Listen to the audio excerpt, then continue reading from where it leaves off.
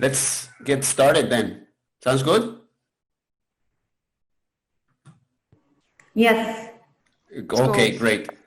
So let's do something, because I thought initially that it would be like a lot of people and all that, like more like a webinar thing, but we are such a small group, so I think we can make it much more interactive, right? So how about, if it is not a problem for you, how about you turn your camera on so I can see who's there? Sounds good? Yeah, sure. Great. That's perfect, because otherwise this is too cool, you know? It's actually kind of terrible to be this YouTuber, you know, like talking to the camera. And but, you know, we have to adapt. This is the situation we have here. Kathy is trying to. So we have 1 hour and a half together in this talk. I will briefly introduce myself for sure in a minute. But as I was saying, I'd like to make this more like not a talk, but a conversation. It's just nine of us here, so it's better just to have a conversation. I mean, mutual, bi-directional, maybe much more fun. So after introducing myself, for sure, I introduce what is this conversation about. So introducing myself, my name is Angel Diaz-Maroto. I'm from Spain, and I'm a CST, I'm CEC, Cal educator, and a professional certified coach by the ICF. All these badges, they look cool in parties, but they are not so important. What is maybe more important is I've been 14 years of my life already trying to make Agile happening in different organizations for more than 40 countries. So that means this Agile is something that I really love making happen, right? I have a lot of practical experience, and hopefully we can benefit all from that experience. So that's all in the introductions about myself. Actually, there is something that I don't love doing, introducing myself. For somebody that really likes me to do it for me, like for example, my mom, but she was not available today, so I had to do it myself. I have to say that I'm a great kid. So about the talk, this talk is about leadership. This talk is about leadership. And one of the things that, in my opinion, we should clarify is what leadership means. Because sometimes we have no clear or very clear definitions about what is leadership. And we need it. If we want to talk about something, it's better to have it clearly defined, you know? So this is what the language is for. Language is a consensual representation of reality. So when you go to supermarket and you ask for something red that you put in the salad, they give you a tomato, they don't give you a banana, yeah? So because you have a clear representation. But sometimes with leadership, it doesn't happen like that. So we frequently put together management and leadership. So you go to the supermarket and try to find a leader, and you get a manager, or the other way around. So let's try to define that. So maybe I have permissions. No, I don't have. Please, organizers, if possible, can you give me permission to prepare breakout rooms? If not, we can do just in a big room. So for now, let's do it in the big room while I get the permissions. So what difference do you see between management and leadership? What is your opinion?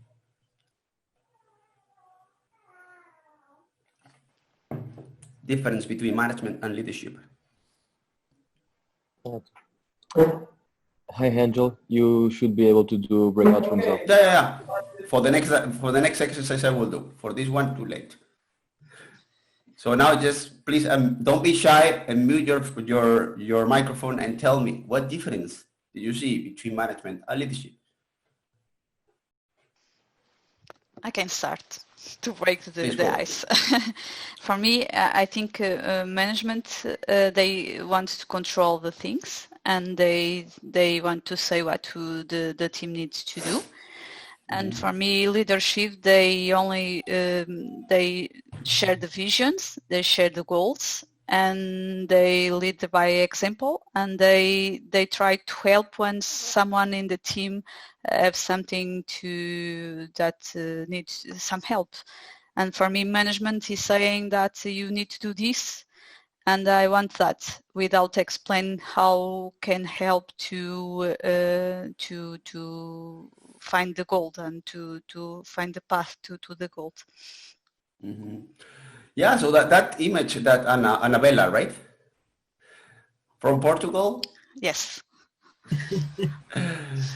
So that's the image, that's a representation of the reality that Annabella shared with us. It's very common. So and remember that I didn't ask you what is the difference between a manager and a leader, but the difference between management and leadership.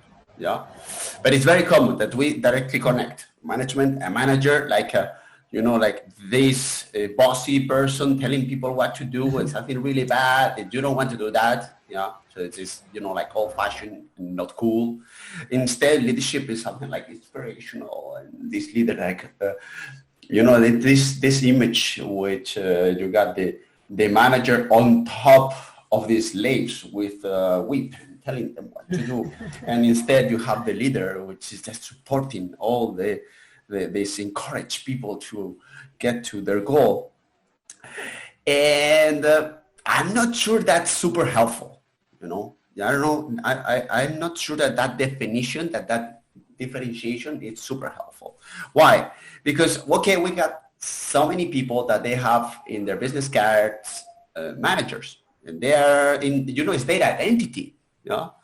So assuming that all that people is like that is kind of unfair from my perspective. Yeah. So in your business cards, put manager, or you being a manager, that means that you are like treating people really, really bossy, really bad, and this old fashioned. So better please change your business card and put leader. If you before were like marketing manager, now please change it into marketing leader, which is much better, or even better, agile marketing leader. Then you will be a really cool and great manager still. Well, the thing is that that is common, but in my opinion, is not helpful. Also, on the other side, saying, okay, we want the people to be able to inspire others and to point to a vision, and in my opinion, is not all the time necessary to focus on vision. Sometimes you need to focus on the task. Yeah. So in my perception, this again, my perception, management, so understood as planning, following up, and ensuring that we perform activities to achieve a goal is something that is necessary. It's important. We have to do it. Okay, not always is a good idea to centralize all the management in one person. We know we are here for that. We know that if we need organizations to be able to adapt to the exterior, we should distribute control differently a little bit, so people can make decisions and they can decide. That means that they can use their talent, and I think that that means that the company can benefit from the talent. So yes, it's true. We might need to distribute that management. It doesn't necessarily need to be concentrated on one person. Yeah, following me? Nothing wrong about management. It's there. Yeah. And about the leadership, and again, this is my definition of leadership. I understand that leadership is the capability of a person to influence a system to achieve a result. Yeah. So you make that result important for the system, for the group, for the organization, so they are willing to get there, and they feel that they have the tools, the energy, and the connection so that they can reach that purpose, they can reach that goal. This is how I understand. And this is sometimes necessary, but sometimes it's also really bad. We all know examples of great leadership that led to terrible results. We just need to look back at history and see how great leaders created not super good results, but as a power of influence, was amazing. So I encourage you to separate these two. Yeah. So management, like ensuring that activities happen so that we get the result, can be distributed, can be centralized, and leadership, the way in which we influence others, so particularly a system, so that they achieve a goal. And there are different ways to influence. So one way of influence is coercive influence. Do this because I say so, and it works. So using that kind of leadership, we build pyramids, cathedrals. Yeah. So we win wars using that. Yeah. So we can't say that it doesn't work. We can say that there are some contexts and some specific type of goals they are not well achieved with that kind of leadership. Yeah. So when we need people to innovate, to be creative, to be engaged on placing someone, on creating something for somebody else, that coercive leadership style doesn't work. You know, it's more like a purpose-oriented leadership style, influential leadership style, or nurturing leadership style. So depending on what is the goal that we want to achieve, we might need one leadership style or another. You know, that's my definition. What do you think about that? Seems good. Seems good. Yeah. So my purpose, tell me, Filipa. Sorry. I was going to say that recently I've had an experience with my team that showed me exactly that. Is that we have different people that react better to different styles. And we have a business analyst that asked to change to the business part of the bank because he thought that our style was too focused on personal growth and not so much on tasks and getting things done. So here reacts much better to traditional management than to our most modern leadership methods. Yeah, exactly. Also, this is something that we need to take into account, that depending on the person, depending on the environment, depending on the goal, depending on the situation, one leadership style will be more suitable than another. You know, this is again, it's my perception, my opinion, what I learned from my experience. But horses for courses, they say. You know, we need to try to find the best fit for the best situation, the best moment. Not saying, oh, we need to be a servant leader, and that leadership style applies everywhere, in every occasion, in every moment. Because in my opinion, it does. Yeah. So understanding that okay, leadership is a capability to influence the system, and there are different ways to do it. Yeah, that's in my opinion is even more helpful because everybody is influencing the system. We are all influencing the system. Our families, our group of friends, our company, our team. Yeah, and we have different styles of doing it. We have different ways. Some of us are, like organizing the party, and we are very good at preparing a vision and getting team or the people together, or the friends together, like call them, okay, let's go for party. And that person is great to organize the party. But there are other people in the group of friends that maybe they are more shy, maybe they are not so visible. But when you are sad because you break up with your boyfriend or your girlfriend, is the one to talk to. That person that really listen to you, and they influence the group by keeping them together because you feel that you are being taken care of in that group. Like people like me here, and it's important to be part of this group.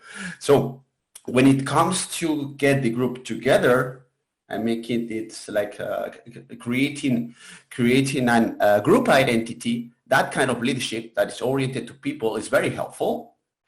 But when you want to go for a change, for example, and go out of the comfort zone and organize, I don't know, like go to escape room or go to something that you've never done before as a group of friends, you need that influential, energizing person. It is different. Yeah. So again, horses for courses. And it's good that we are all different. That's great. So we don't need to be all the same type of people, the same type of leader, right? It's like something that I think doesn't help much is when we say, okay, this is the type of leader. So you have to be like that person. But I like me, sorry, can it just be me? But a little bit, I don't know, like with more skills, more tools. No, you can't be yourself. You have to be someone else if you want to be a leader. I'm sorry, but I don't think that's helpful. Okay, so understanding that leadership, that's the definition of leadership. So you can be yourself. You can decide who do you want to be, and you should be able to understand what is the best way to act in a specific context, in a specific situation, to reach a specific goal. And knowing that sometimes it will be stretched for you to implement a specific type of influence in others.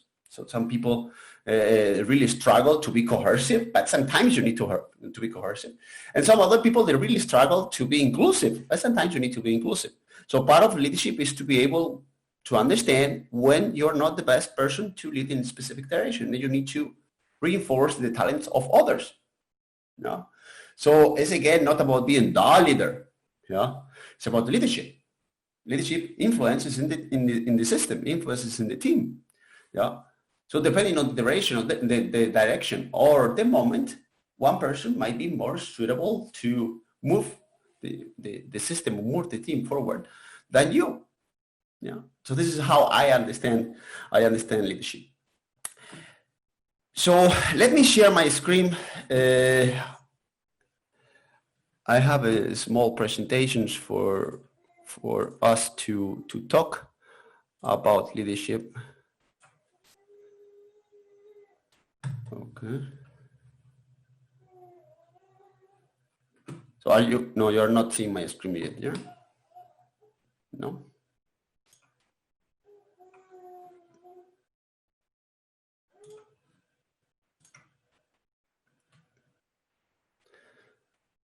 Okay, can you see my screen now?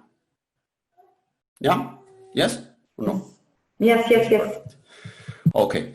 So in this talk, we are going to dig a little bit deeper on how to help others to take the most of their already existing leadership capabilities. Now, we are all influencing the system in a way.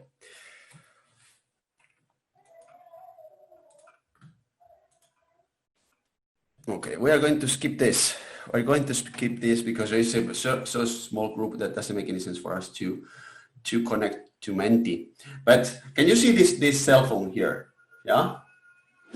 Okay, so the cell phone fall down. You all see that, right? Fall down. This is a fact. You agree? Cell phone fall down. My question for you is why? What make the cell phone fall down?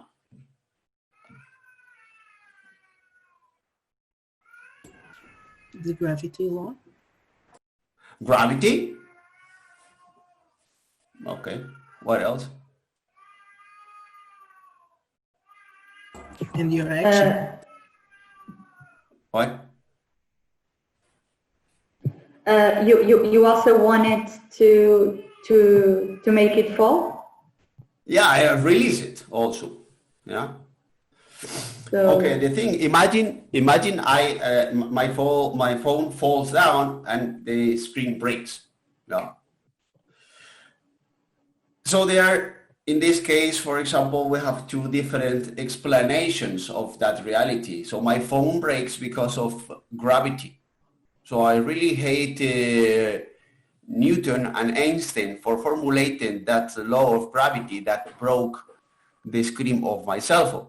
Yeah.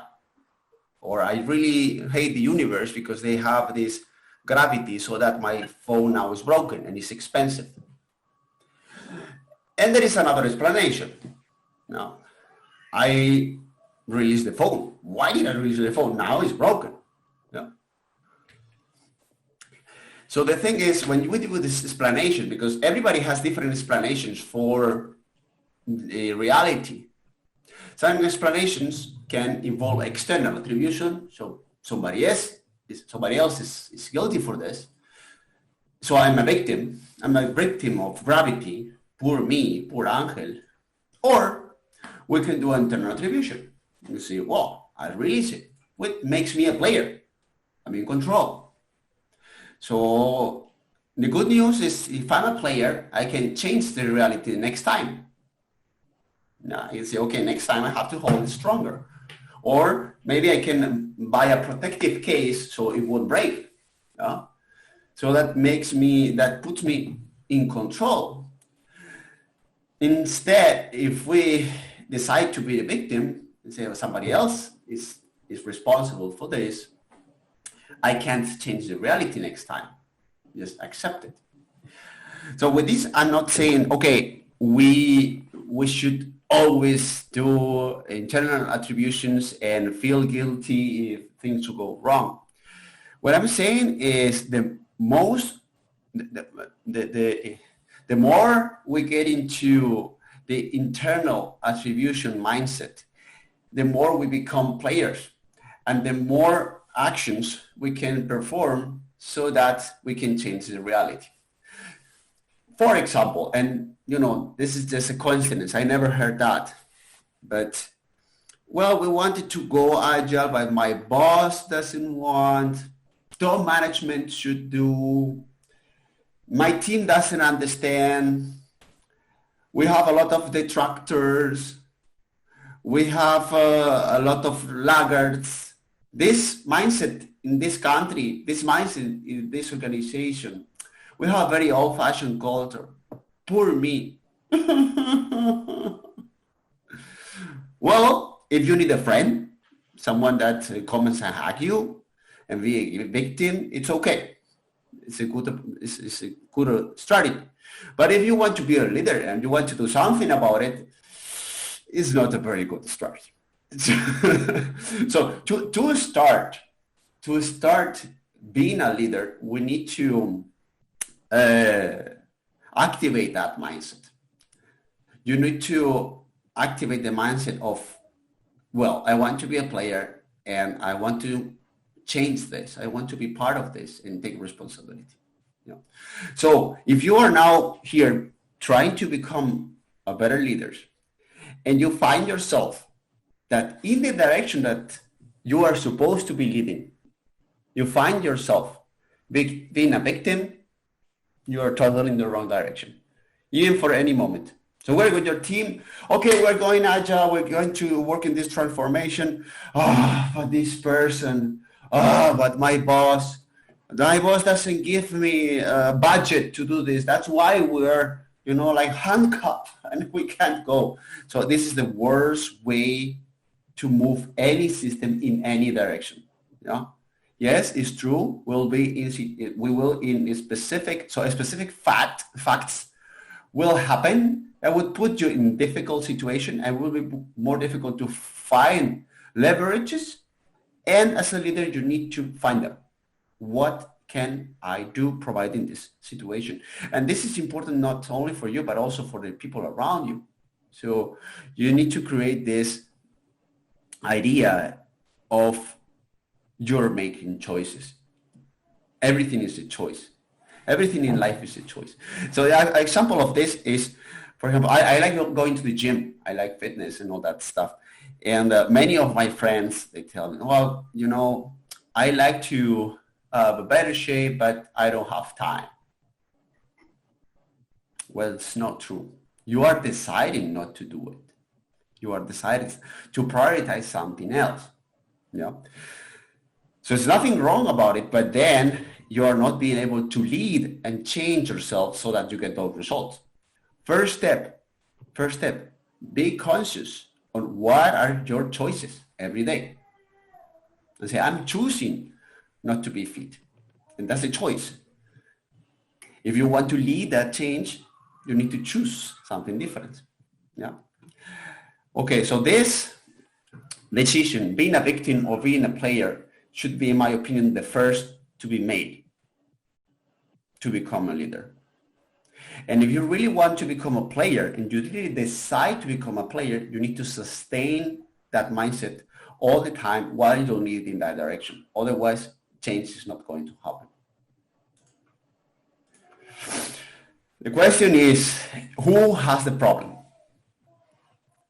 If you understand that also is somebody else's problems. If this is not working the way we want, you also can't become a leader. I mean, this is great important, but this is super important, but it's not my problem. You know? Yes, it's important, I don't know, to change the constitution in my country, or to change the law in my country, or to change politician in my country. But I decided that that's not my problem. Somebody else needs to solve the problem for me. Yeah. The question is, if you are part of an organization and you want to lead the change of that organization, and you understand that that's not your problem, well, you're there, let's to pretend that we are moving in a specific direction, and pretending that we're doing something. But in reality, at the end of the day, I don't have the problem. It's not my problem. It's my manager problem. So they have to tell me what to do. They have to tell me what is the expectation from me. Then you won't be able to lead. You need to actually create a relationship so it's clear who has responsibility, who has the problem. So if you decided to become a leader, you have the problem. For example, again, example with fitness. You go to the gym and you say, you know what, I want to improve my physical condition, and you hire a personal trainer.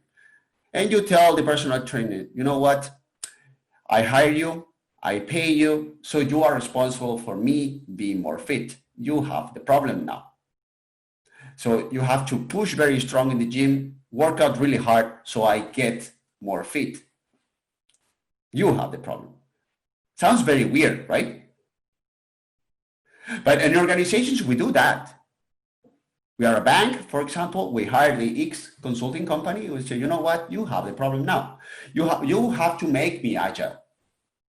You have to make me improve. And if you don't, you're failing because it's your problem. Yeah. You are going to lead my change. No. You have to lead your own change. I'm here to provide you structure. I'm here to provide you options. I'm here to remember and remind you, why did you decide to do this? Why did you decide to become a player? I have tools for that because I'm an expert on this, but you have the problem. You have to lead your own change. And this is a very difficult conversation. It's very unpleasant because it's not very good for sales. It's really bad. Would it be better for sales if the personal trainer tells me, you know what, take it easy. You can go to McDonald's, get your hamburger, get your ice cream, and in 6 months, more or less, you will be more fit. I promise you. I will do the job for you. Sounds weird, but this happens in organization very often. Make it clear who has the problem and make them decide. Understood? Because everything, as we said, is about choice. So we have to make the system that is willing to change, to choose to change and take responsibility. It's not about making people feel guilty or finding who is guilty.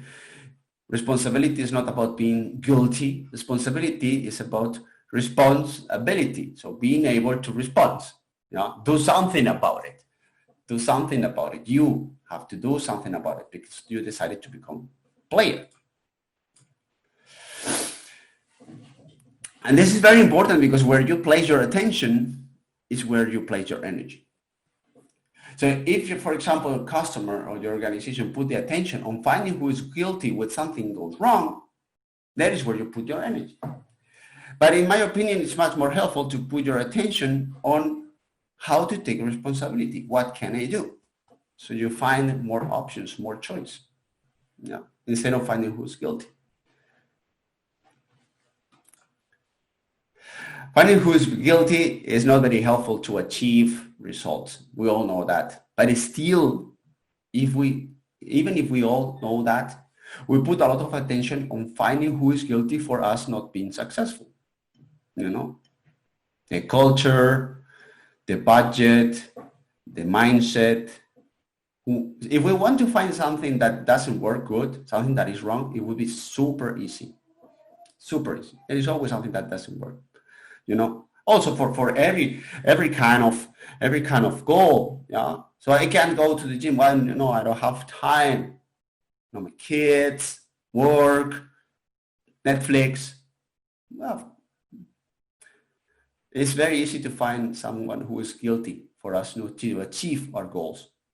Genetics, I'm tired, I'm old. Poor me.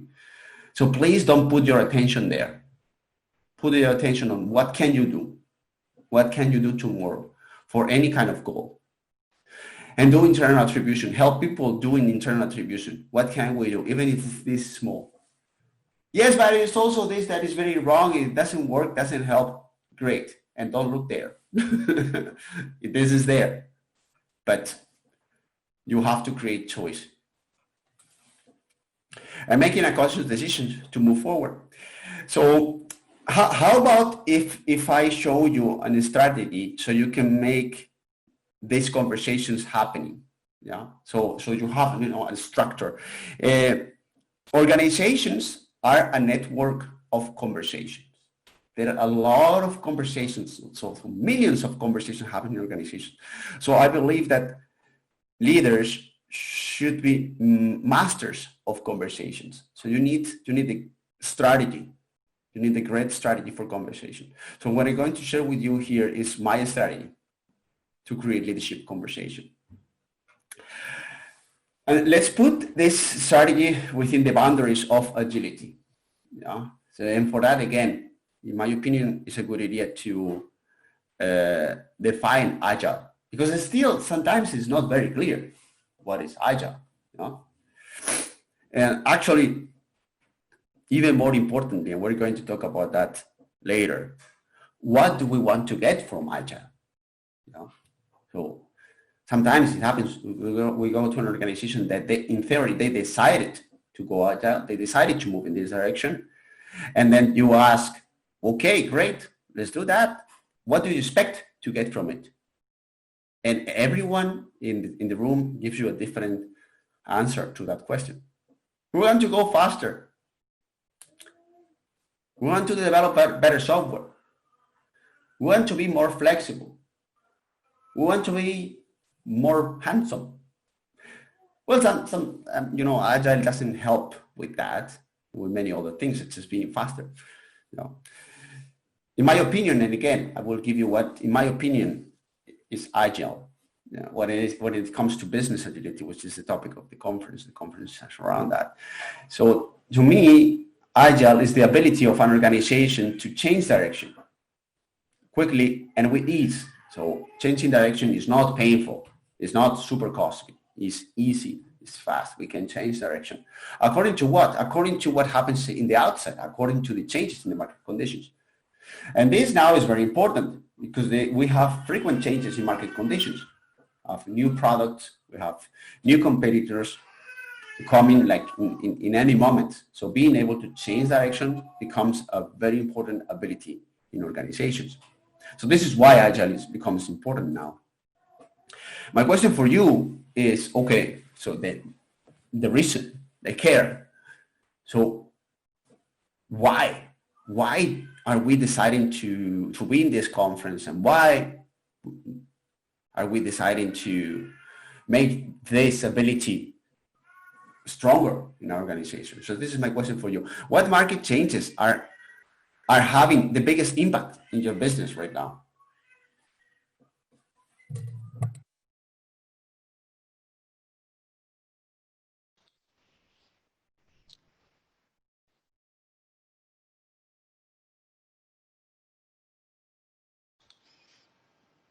I can wait.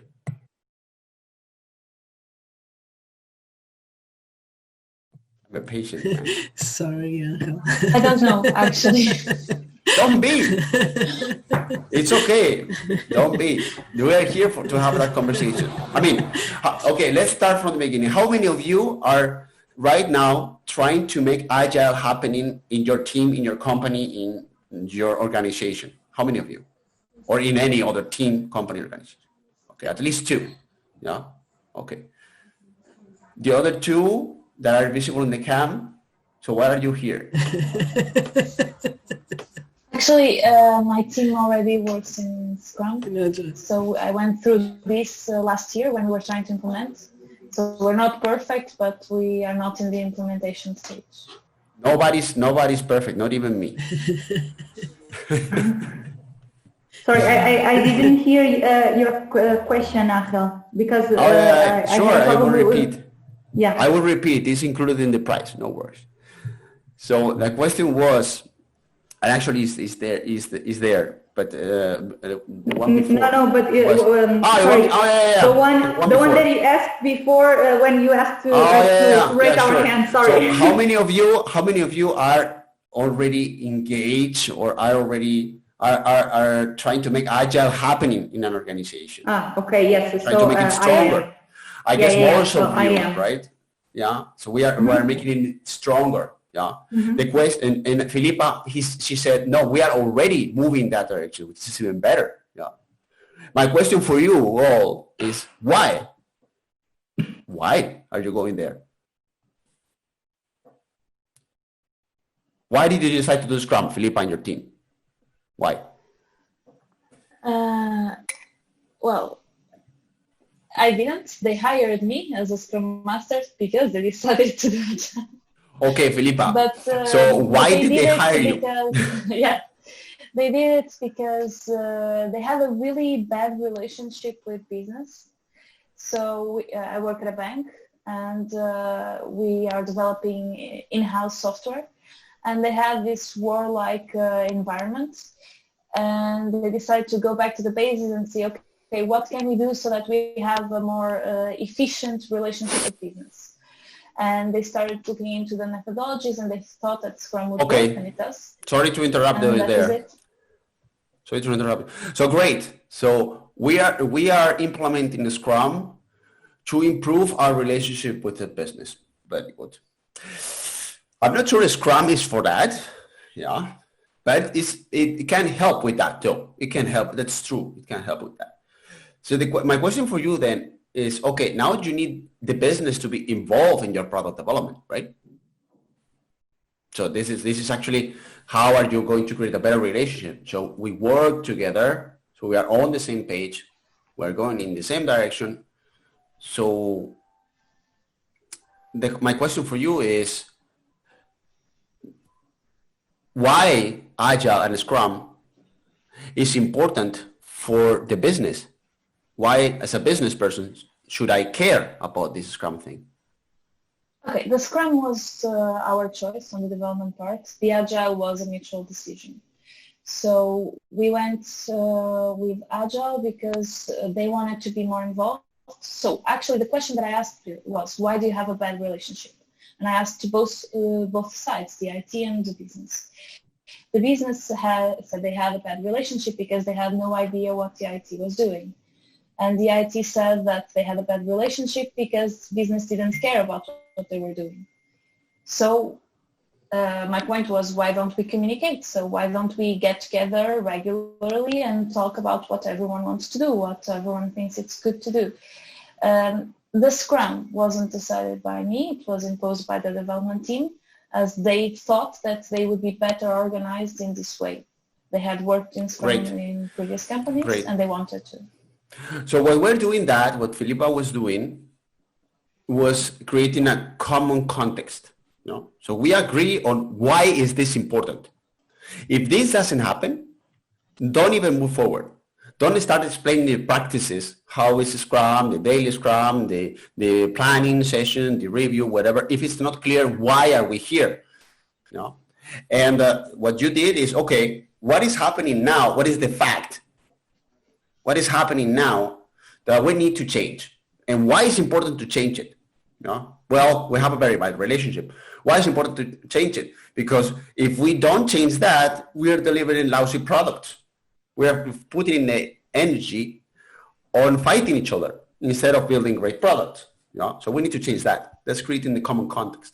And that's helpful in this small particular relationship. Yeah, so that the target is very small. The leadership target is small, which is just the relationship between development team and business side. What I'm trying to do here is the same conversation, but organizational level. So what market changes is having impact in your business, so that you decide to make Agile happen in your business. So this is helpful for creating a stronger purpose for your company, right? So what is impacting you? So it's painful and dangerous, so that you really need to make a decision and move forward. Understand what I mean with this, Lipa? Yes, but I do not have at all the vision of why the bank is going Agile. It's great because it's great because that means that after the talk, you need to go and find it. Because if you want to be a leader, if you want to be a victim, you can say, my boss didn't decide on the goal, didn't decide on the purpose. I don't know why are we here. I'm just executing with the team. Poor me, poor Philip. Yeah, but then you will be leading just in the team. But if you want to lead in the organization, you need to find out what market changes are impacting the business, so that we need to move in this direction to make it important for the whole organization, not only for the team. So what you're doing is great. And if you want to move forward to a higher scale purpose, you need to build a higher scale context. And this is how you build it. Understood? And it's not easy conversation. It's not easy conversation. No. Sorry. So if you want to like big changes, you need strong effort. You want small changes, you need small effort. Yeah. Sounds good? Yeah. Okay. So this conversation about what market changes, or why it's important to make this decision here and now, is a conversation that you need to have to ensure that you start moving the system in that direction. Yeah. So whenever I'm hired by a company to help them moving forward in the change, I ask this question. So what is painful now? Yeah. And understanding what is painful now can help us understanding where do we want to go. And if Agile can help me reaching there. So this is about deciding what do you need to take care of right now? What is important right now? And decide. If it's not important, you're not going to move in that direction. And sadly, in my experience, often organizations decide to go Agile because it's fancy, because it's cool, because it's nice, because it's popular. And well, this is popular, so I will buy it. It's cheap. Can you do it for me? And you're not going to get the results you expect. Yeah. So decide, what do you need to take care of right now? In the Filipa's case, which was a little bit smaller context, they needed right now to take care of that relationship between business and the team.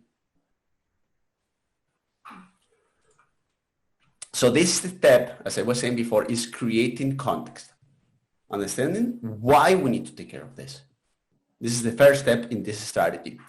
I encourage you to do this. Is take a piece of paper there that you have, like a white, and draw it like this. Draw these blue lines that you're seeing like this.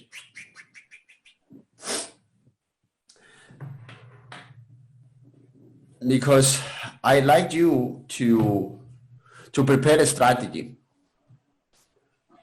To prepare a strategy for your next conversation.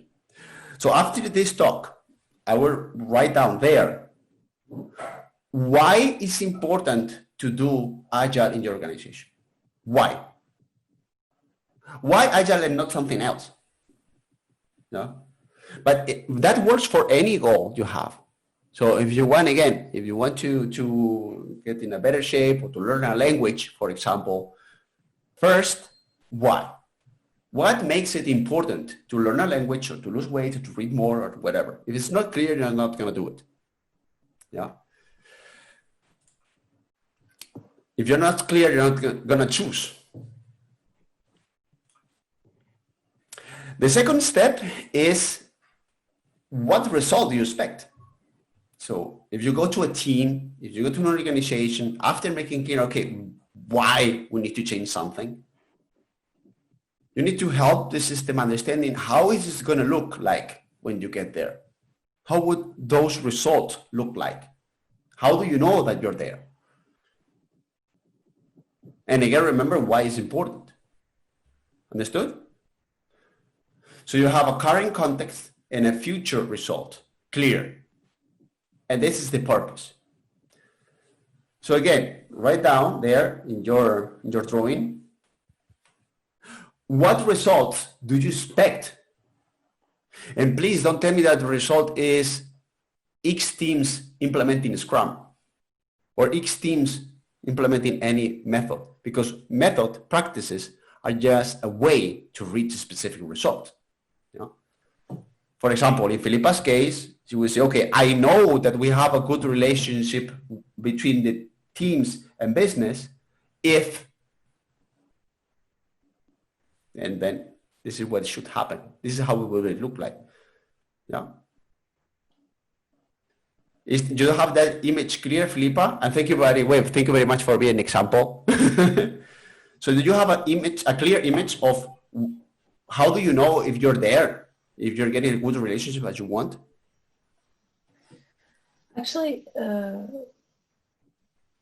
we measured it by, we wanted to measure it by survey, by asking people if they were satisfied with the level of interaction, but in the end we didn't need to, because we had constant communication between the team and the risk analysts, and we had constant communication between the key business users of each area and the product owner, and in the end it wasn't even needed. That's great. That's great. But you had in the strategy, you have a north, you had a place, you know. Actually, yes, maybe as you're describing. Our goal was to have weekly or bi-weekly interactions that were worked smoothly, and to have all of the important topics being prioritized accordingly. So this was our guideline. Okay. So you have now another result you expect. Yeah, great. So it's the moment to get another goal.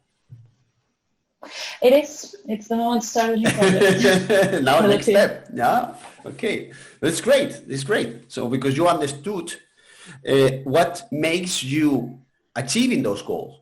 So what made you achieving those goals? What made you achieving those goals? How did I do it? Yeah. What made it happen?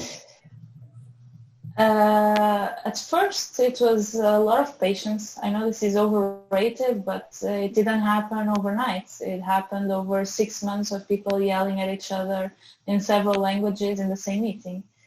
But it's just not giving up. And actually, for instance, one thing that was very common was we were all in a meeting with 10 people, and people would yell at each other and leave the meeting. So I had to call them after that to understand why they left the meeting, what they would like to have differently, and slowly implementing those things that would make a huge difference for them. And the small gains, like if you make something that is very small, very important to a specific person, they will be more engaged to contribute more to the group after. Yeah, great. So patient and persistent would get you the results. Yes. And not only this one. Any result. So this is great because it comes to what I'm going to explain now. Yeah. So the leader, after understanding the relationship, after creating the relationship, remember, which is I decide to become a player. I decide to take care of take part of this, finding out, okay, who has the problem? So who decides to move forward? And how can I help that context, that how can I help that organization to move forward? So once we create that frame, you know, so this is the outer part of this framework, is the frame, the relationship. What am I here for? What do you expect from me? What do you expect from you? Yeah. So once that is clear, we establish a common context. Why is this important here and now? What is happening right now? And what do we want to happen? And we see that there's a gap, that there's a difference between what is happening now and what we want to happen. And this should be extremely clear. As leaders, you should make it crystal clear. What is happening now? What do we want to happen? You know? The thing is, you will have your perception, your interpretation of what is happening now, and your interpretation of what you want to happen. And it's not enough, because the team or the organization have their own interpretation of what is happening now and their own perception of the goal that they want from Agile or for anything. Yeah. So people would say, oh, we want to do Agile so we go faster. We want to do Agile so the quality is better. So as a leader, you need to create a common understanding of this. That means creating a shared context. What are the facts? What do we agree on? Yes, the relationship between the teams and the business is not as we want. And this is bad because we put the energy on the wrong side.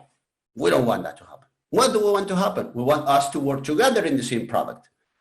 We understand that will happen if every day teams and business are collaborating on building the product. And that's the gap. It's very clear. The gap is very clear. Yeah.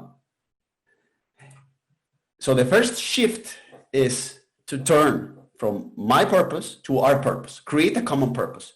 Now, after deciding to become a leader, we need to create a common purpose out of agreeing of a common context. Is that understood? What I'm doing here is just including some structure to what Filipa did naturally. So in practice, if we need to focus on increasing your business agility, for example, understanding agility as this definition that I explained before, just make it clear and say, okay, the current conditions require this ability. Market change, so we need this ability. So what do I imagine to happen? I imagine us to be able to respond to market changes, and we put metrics for that. You know? So that's how we establish a gap. Now, I was asking Filipa, what do you do to make it happen? You know? Because, well, declaring this gap is crucial, but it's not enough. Then you need, it's not only to say, yes, it's important to go to the gym. I go sign up in the gym. You actually have to go and work out. Yeah. And sustaining the practice with time. Yeah. So how to take care of this? So I will explain you a little bit of theory. So this comes from ontological coaching. So when it comes to learning, we are going to differentiate in two types of learning. So first is about what should I do, about the practices, you know, getting together or talking to each other every day or doing refinements together. So what are we doing? Or this is your nutrition plan, and this is your workout plan, or this is your study plan. This is about the actions. You know? Usually consulting focus on that. We learn the actions, so we get the results. Out of getting the results, we'll incorporate the actions and we get the skills. So we know what to do. And this is part of the game. So usually people struggle to achieve their results, not because they don't know what to do. It's because they are not consistent with the actions. You know? Signing up to the gym is easy. Going there every day, even when you're tired, is not easy. You know, so being consistent, persistent with the actions, because at the end of the day, your actions are going to speak from your purpose. Your actions are going to speak for your purpose. You can declare this is very important, but if you act somewhere else, if you act in a different way, you're actually having a different purpose that you're not declaring. You want something else. You know? I want to go to the gym, but I stay at home and watching Netflix. So when you're saying this, yeah, I'm declaring I want to get more fit, but the reality is that I care about another purpose, which is being comfortable and relaxed at home. That's the real purpose that I'm actually pursuing, the purpose that I'm actually following. My actions are declaring the purpose. You know? And no magic method is going to do that for you. No magic method, no magic pills, no magic supplements, no magic consultant, no certification is going to do that for you. Sorry. I have to do it being consistent, as Filipa did. So these practices, agile practices and frameworks, are just tools on the service of purpose. You need the tools, you need to have some tools, but more importantly, you need the mindset. Yeah. And frequently I heard about, okay, mindset sounds very cool, but what is this mindset thing? When we talk about mindset, it's about how you confront or how you understand your relationship with that goal. So, for example, if you have a mindset, well, going to the gym, you know, it's a lot of effort, it's boring, but I have to go. You're not going to get results. Forget it. That mindset, that mental way of approaching that action is not going to get you the result, ever. Yeah. So the second level of learning is about understanding and sustaining what makes this change important. This is the new mindset. And the good news is that we can install mindset in people. We can create mindset happening. The way to install a mindset is to get people to decide, is to make the context visible, is to put a mirror in front of the person and say, you want to change this. Remember? What is the impact that your business is having due to the changes in the context? What is the cost of getting the business people and the teams not working together? What is the cost? And make it visible and turn the volume up. This is the cost. This is why this is a pain and it's your responsibility. No, it's your responsibility to change this direction. And this is the cost. Those are the effects. Are you deciding, are you willing to accept the cost of not changing? So this is what a leader should do. This is what Felipa was doing, I guess. No? This is the cost of not changing. And that conversation, it what changed the mindset. Oh, wow, this is important. I have to take care of this. And sometimes you need to repeat that conversation like over and over. Why are we here? Why are we here? Why are we here? It's something that I do frequently with teams. So when you're doing the Scrum, why do you want to do Scrum? Why? My boss told me. Well, it's not important. Okay, what is the cost of not doing Scrum? What are the alternatives? What is the cost? If you choose another alternative, maybe the alternative is better. I don't know, but decide. So this is what we are going to call second level learning. Yeah? Understanding a mindset, creating a new mindset. So we approach this change not from the actions only, which are important, but also from the way in which you approach those actions. It's not the same if you just do a planning session that because somebody told you that you have to do a planning session. I don't want, it's so boring. That if you decide to go through a planning sessions because you know what is the cost of not doing frequent planning. You know what is the cost of accepting work that you don't understand. You know what is the cost of not having a clear goal for the next sprint. And as you know what is the cost of not doing that, you go thinking with this mindset of this is important because it will help me structuring the promise we're going to work on for the next 2 weeks or for the next week. So we need to, as a leaders, we need to make mindset present. By the way, organizers, how long do I have?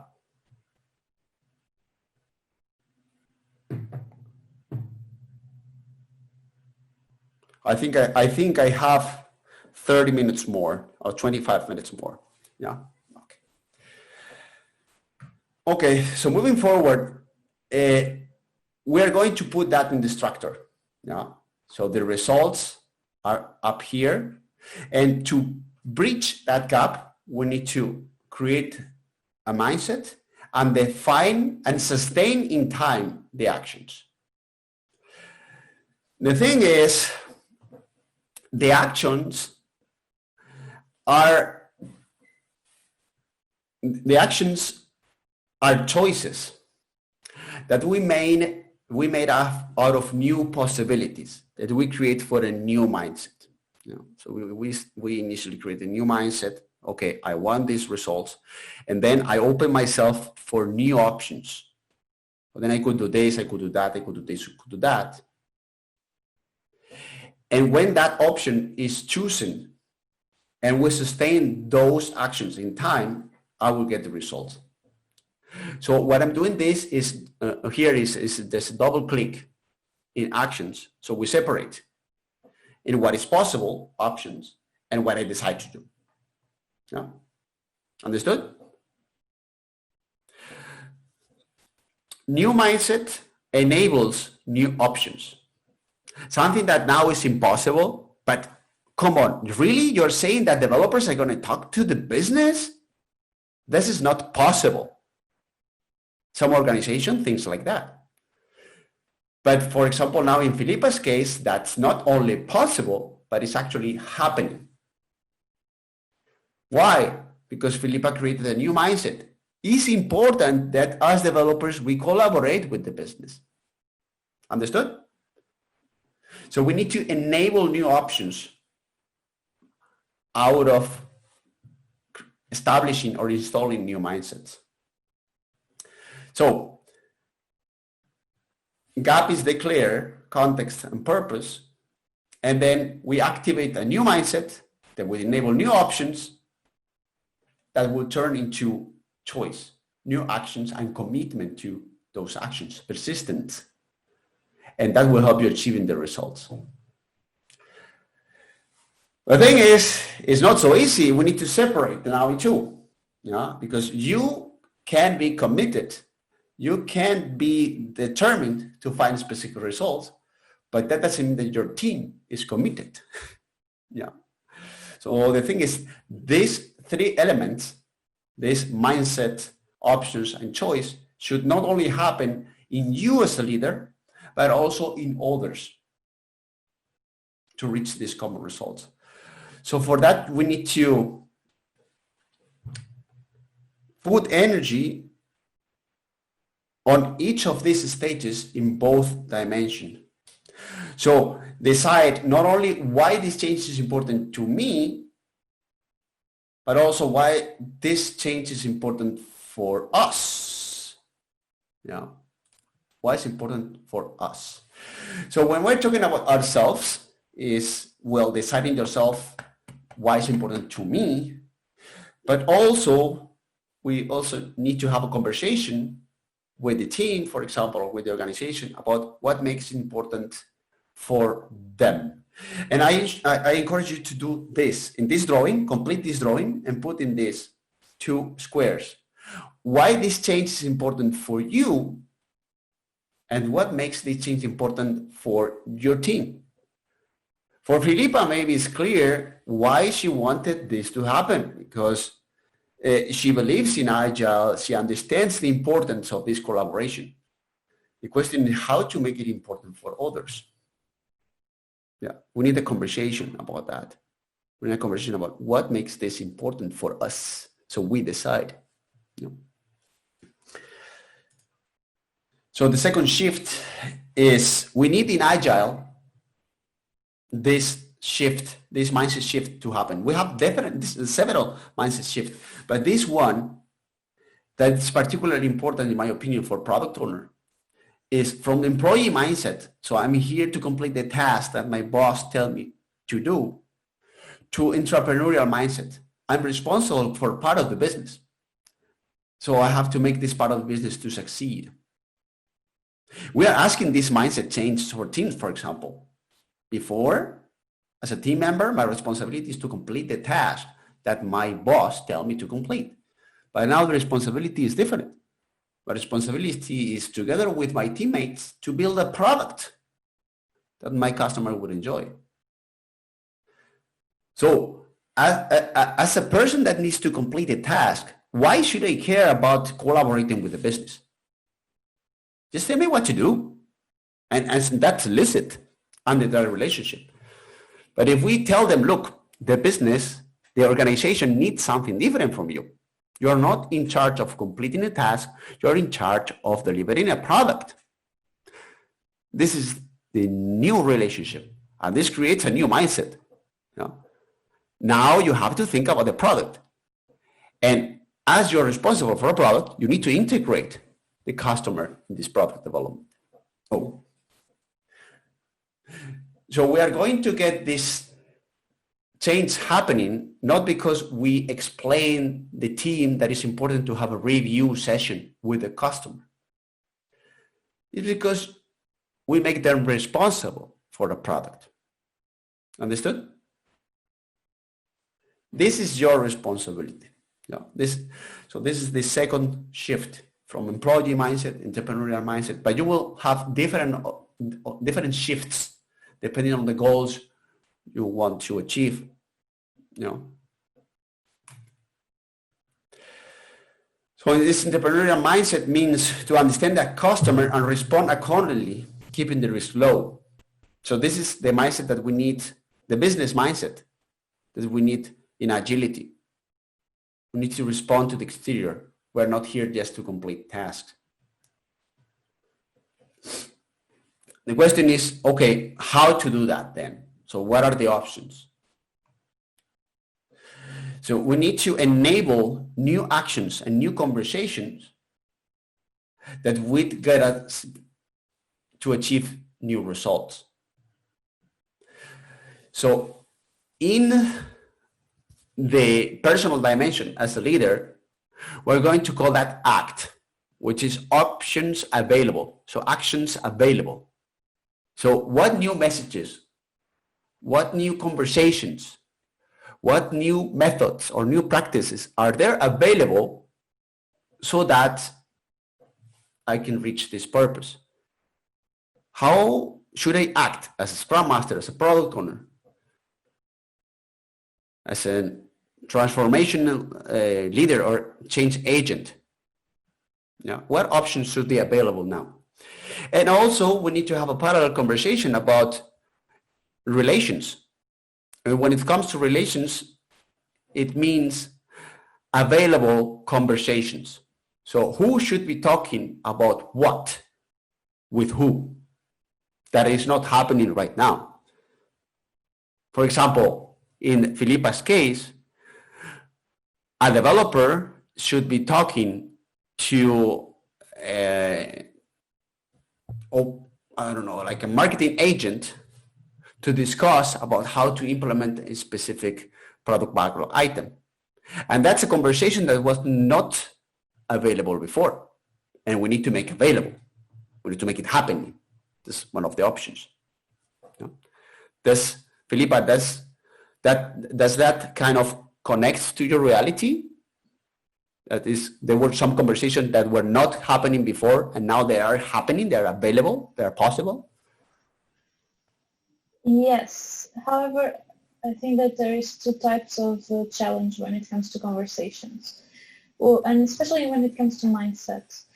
When you are implementing, I agree that it's important to bring everyone to have the same mindset and to repeat it and to show them what they will gain from implementation. Nowadays, when it comes to relations, which is how to integrate the people that came after this implementation in the same mindset, in the same type of conversations, and to keep the mindset alive. This, to me, is the biggest challenge. Well, that's a specific question that you have, but I'm going to tackle that question. Yeah, that was good. So you used to get the question. Well, actually, every time that you have important changes in your team, you need to reframe the relationship with them. So if you have a team, you have a new team member coming, or even team members leaving, you need to restructure the relationship. Or if you want, you need to reshape the working agreement. The person that comes from the exteriors might be able to change this mindset or might not. sometimes it happens that it's not suitable for that team, for example. So imagine that you have a team that is already in this mindset of we care for a product, we care for a product, we care for a product. And you hire someone by mistake, I don't know, that he just wants to be told what to do. I want to be told what to do. Incorporating the team, you get together with the team, redefine the relationship. We are here to care about the product. And the person, this new person says, me, tell me what to do. So two things can happen. That is, we insist on that person get into the team mindset and incorporates in this culture, which is a global mindset, or we also can decide that that person doesn't fit here. Yeah? We're here all playing basketball, and you put a soccer player. We here plays basketball. No, I want to use my feet to kick the ball. Yeah, but here we play basketball. You know that? Let's try basketball. No. I want football. But I'm sorry. Here we play basketball. So that decision also sometimes need to be made. Yeah. Does that answer your question, Filipa? Yes, but my question wasn't so out of what we were discussing. It's because I don't think that we should look at this as a static thing that we handle during the implementation. And Filipa, I can hear you very well. Sorry, my Wi-Fi is not really. No, it's the connection. It's a little bit like choppy. Can you repeat again, please? I was saying that my point with my specific question was to say that it's actually important to consider that one member is enough to kill the whole project. So we have to pay attention to everyone in the team. We have to involve every single person in these relationships, in these conversations, because it takes one to ruin the whole implementation. Yeah. So it takes one person to kick the ball in a basketball match to really ruin the game, for sure. So again, how to handle that? Reshape the relationship. Yeah. When I mean reshaping the relationship, why are we here? What do we expect from you? What do you expect from us? What are the possible sources of conflict? So we ensure that this not happen. And how are we going to handle the situation in which we broke one of these agreements? What are we going to do? Yeah. How are we going to stop and correct? Yeah. So this should be reshaped when someone comes. And if someone consistently break this agreement, one of the possible solutions could be the person is not suitable for the team. Yeah. But this is why this working agreements, if you want, or like, in my opinion, better like shaping a relationship is super important. Why are we here as a team? What is the purpose of this team? What do we expect from you? What do you expect from us? What are the possible sources of conflict? List them, and what are the alternatives so these sources of conflict does not materialize? Yeah, if you want definitions of done, definition of ready, type of conversation, being on time for events, what are the events, what are the processes, what are the rules of the game, not touching the ball with the feet, what are the rules of the game here? And most importantly, the last one is, what are we going to do in case we break this agreement? Not punishment, don't do something like, you're going to put here €1, or you're going to give candy to everyone. That's for kids. That doesn't make any sense. So if we break, that means we stop and we act to correct so it doesn't happen again. So this, in my opinion, is the best way to build impeccable teams. So teams which actions speak from their purpose. So this is how you get to trust people in your team. When we talk about trust, we often talk in a naive way. Trust is important. You need to trust people. I love you. Well, no, it's not like that. It's not so easy. You trust people if they earn to be trusted. Yeah. So we don't trust because we should trust in a naive way. We trust because I know that when you commit to something, you're going to act this way because you were doing that way in the last 30 occasions. So for the last 20 years, you were always on time and you're one day late. As I trust you, I say, what happened to you? But if you are always late, I don't trust you will be on time, of course. So the way to make that happen is to clear relationship. So this is the rules of the game. And if we break these rules, we reshape, we act so that the rule is not broken again. So we respond so that we can be trustable. And if someone in the team is not trustable because consistently breaks the relationship with the rest of the team, we should maybe decide not to get that person as part of the team. So this is how you build trustable, impeccable teams with a clear relationship and acting in accordance. Is that, how does it look like?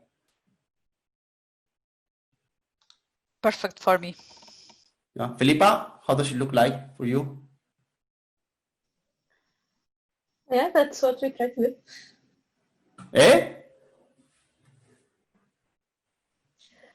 That's what we try to do. Yeah, you have to try. You will see.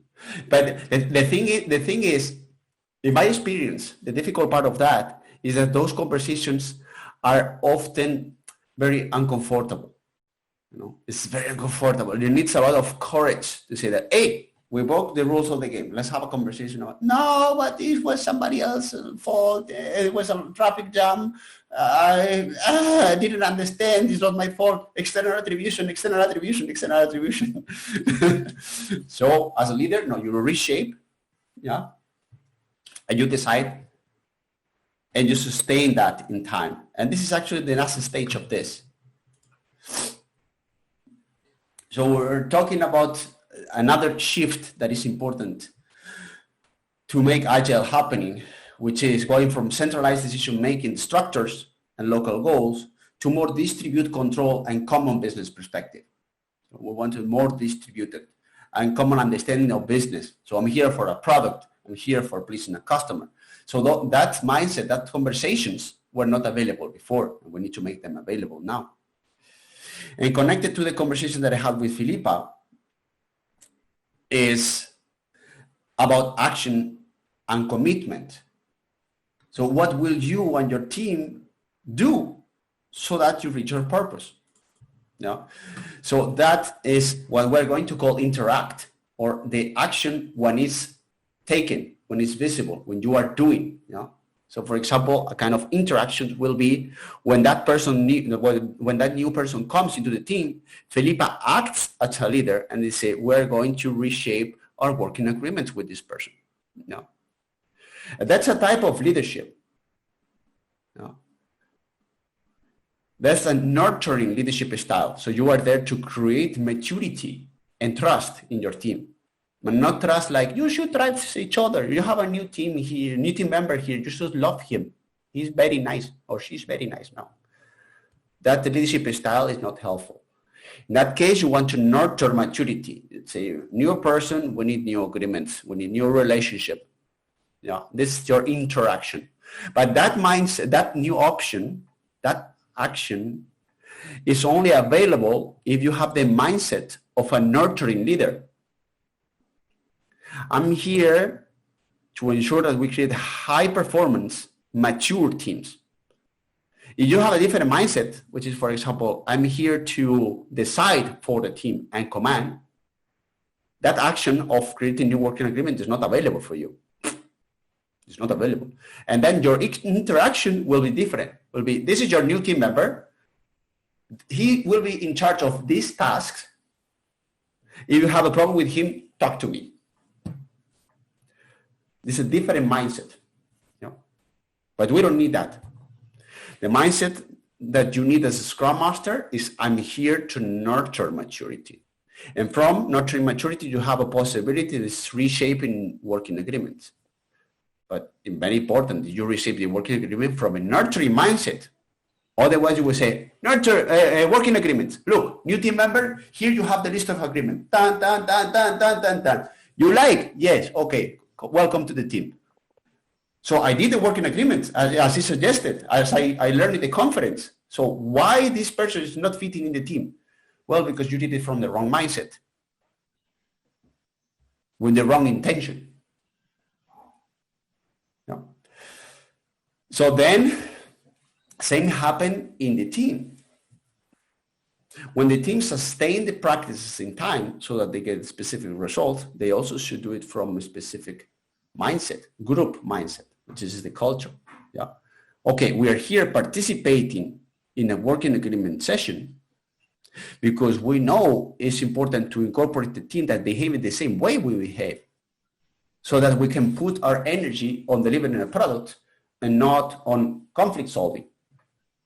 So this is why it's important to participate in this new working agreement, or this working agreement reshaping. If we don't go from that mindset and people go, again, this coaching thing, whatever, I wanted to just code today. Why should I care about this working agreement thing? Well, that's actually not the appropriate mindset for that kind of meeting. The question for you is, if we have that situation, Felipa goes and say, hey guys, we have a new member. So we need to have a short meeting about reshaping the working agreement. And the team goes like, we don't have time for that. What should Felipa do? Practical question.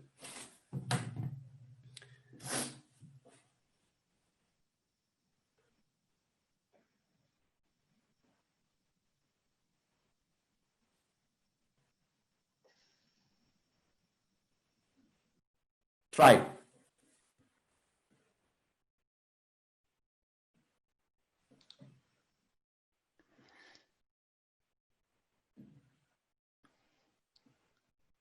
I can wait. We can ask what they want to do, what the options, and we can try to because it's happened many times. Because if we don't have all the environment in the same way, in the same purpose,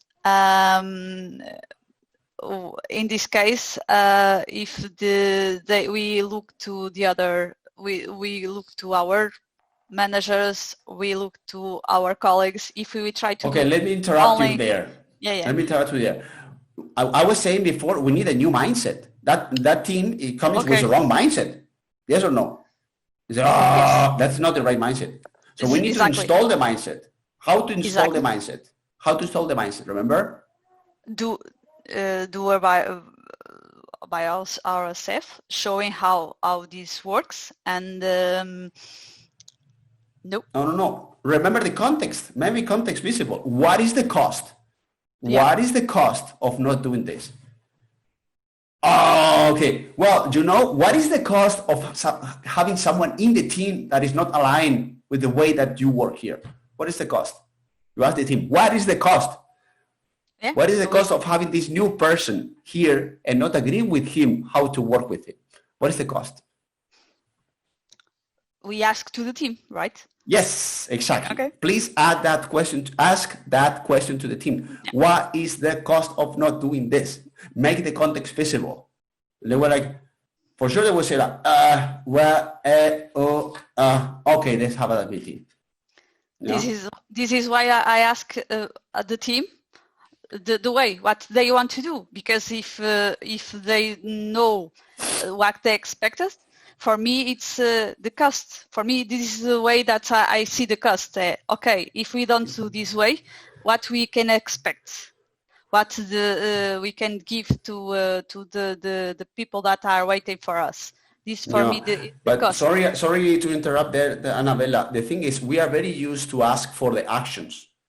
So then, what do you want to do? And this goes here to the part practices. Yeah, but you are skipping the rest. So people will focus on the actions, but they don't connect with the reason. And you need them to connect with the reason before. Yeah, the why. So, I think first the why. Why yeah, exactly. we are doing that. Exactly. So what is the cost of not doing? What will happen if we don't do this? You know, how will the collaboration in the team will be without this? So you connect with the mindset. Yeah, understood? Yeah. And then you go up to the practice. Then you go, oh, what are we going to do then? Then you can ask them to decide. Yeah. So it's the same example. Imagine always with the gym. Yeah. So you go and say, I don't want to go to the gym today. Yeah. And your personal trainer comes and say, okay, what are you going to do instead? You know, tomorrow I will do double. Tomorrow you're not going to do, not even today, tomorrow or the day after, because you are focused on the actions. You know, in your brain, everything will happen. Everything can happen in the future. It's okay. Yeah. But if your personal trainer says, what is the cost of not working out today? Yeah. Well, you know, not much. One day, well, not only one day, but also most probably tomorrow you're not going to come. Yeah, but I'm tired. Yeah. And if you're tired also tomorrow, you're not going to progress. You know that? Yes, Mike. Yeah. So you made the context very visible. And the person, okay, I can't reach, right? Okay, let's go. Let's do it. Yeah. This is actually how coaching works. Yeah. You go into deciding, make people deciding how, not focus on the action, but focus on the reason. You know, what makes this important? Remember what makes it important? Remember what happened when we had that problem. Remember what happened when we had that conflict. We don't want that to happen again. What would you like to happen? You know, what is the cost of not doing this? Yeah. And then that way you commit to the practice. You commit, the team commits to the action. Yeah. But in this case, when we are talking about our goals, it's simple to see that the results. It's simple to see when you go to the gym, you will be more fit or more healthy. You have a purpose. You have something that it's only with this, all of these things is result. But in the team, when we have other external environments, if you are only alone inside of the team doing the things that you trying to do, build a cultural, build a mindset, we need to doing outside of the team, and we need to do more than that. But remember, the first stage, defining the gap. What happens now? What do you want to happen?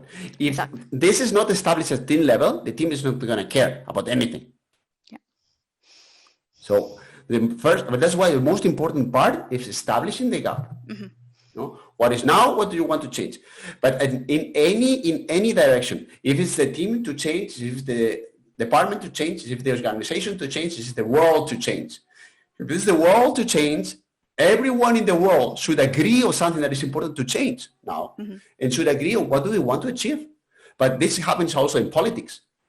What politicians do, they just create a common context to agree on something. And there are tips to make a lot of people agree on the same thing. Just to give you a quick tip, is not being very clear about the specific things to agree. So the more broad you are, the more people will agree. Yeah. So we should not discriminate. Everybody would agree. Yeah. So from there you can build, and that means boom, this goal. Yeah. And this gap is clear. A lot of people agree on that, and then you have to build commitment. So from a mindset, you create new options, and from these options, you sustain some practices. It's a leadership side and in the team side. It's always the same. Independently or of the size of the system that you're going to influence. Yeah. So what I want you to do is just continue drawing these four squares that are missing, the new options in you, new options in the system or in the team that you're working with, a new commitment in your side, a new commitment you want to feel in the team. So, yeah. that would get you closer to the purpose every time. But I will do that reflection afterwards. So this is the fourth shift we need in agility. So from reinforcing long-term detailed planning, for example, we need to enable experiment with short feedback loops. But this is not because the method tells you so. No, this is because you have a mindset of entrepreneur, as we did before. Entrepreneurs don't like to make a big risk and big investment and then decide and see what happened. As entrepreneurs, we need to reduce this risk and make experiments that are short and not very risky. So this is an example of something that we want to see happening in agility. So in practice, as organizations are a network of conversations, you need to master conversation. Use this strategy. In my experience, is helpful. It's called the leadership dance floor, because it's dynamic. To have conversations with your teams. Establish a clear reason, why, context. Then establish a clear result you expect. Build the mindset in you and the team. Create new options for you and your team.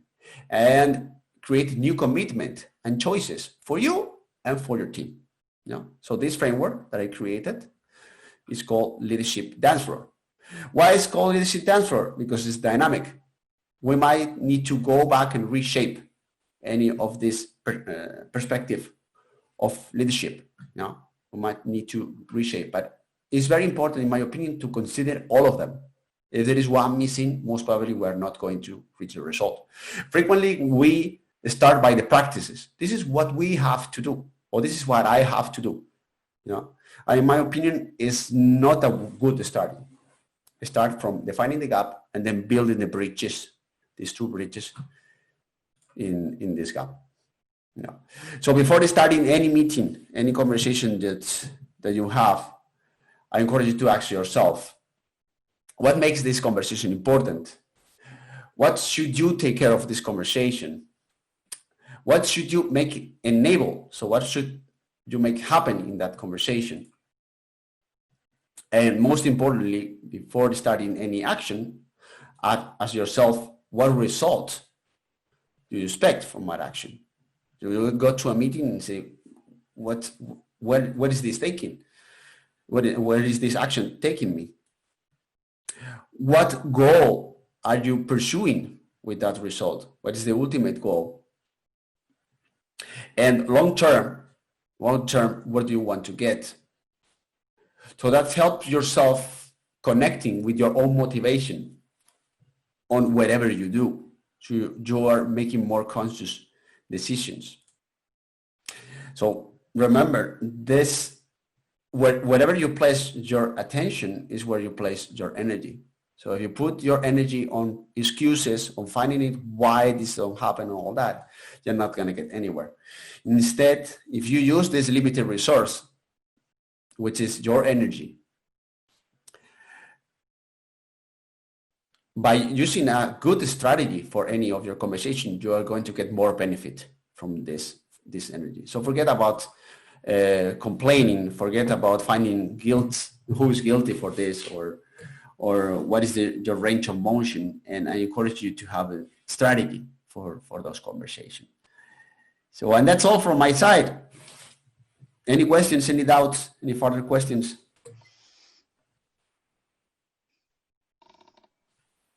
No? Not for now. Not for now. Okay, well, the good news is that I don't expect to die very soon, so I will be still available. So I'm the founder of Diaz-Maroto Agile Coaching. You can find me in dmagilecoaching.com, and also in that Twitter handle, Angel Diaz-Maroto, or in LinkedIn, Angel Diaz-Maroto. So please feel free to connect with me again. Actually, this workshop was a shorter version of what I explained in a 1 year long program. In the theory of 3 days class. So it was kind of short, but yeah, this is part of my Agile leadership class by the Scrum Alliance, where I explain this more in deep. And that's it. If you feel like reconnecting, I'm there available for you. I hope this would be helpful in any way for you. Yes. Thank you. Thank you very much, Filipa, for being the example. You're welcome. Thank you. Have a nice afternoon. Bye. You too. Thank you. I don't, organizers, why should I do that? Should I disconnect, reconnect? Hi, you can just leave. It's okay. All right. Thank you. Thank you. Thank you so much. Thank you.